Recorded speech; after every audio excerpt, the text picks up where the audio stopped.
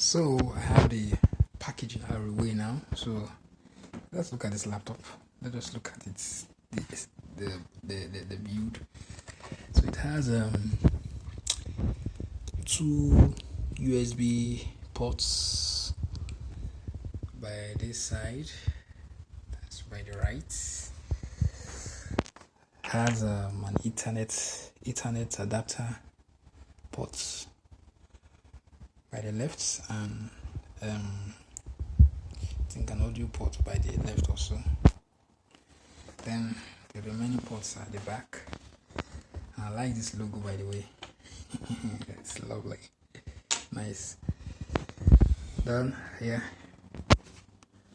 does have one HDMI port, one extra USB port, then the charging ports, and a USB Type-C port. And this is, I love this cooling.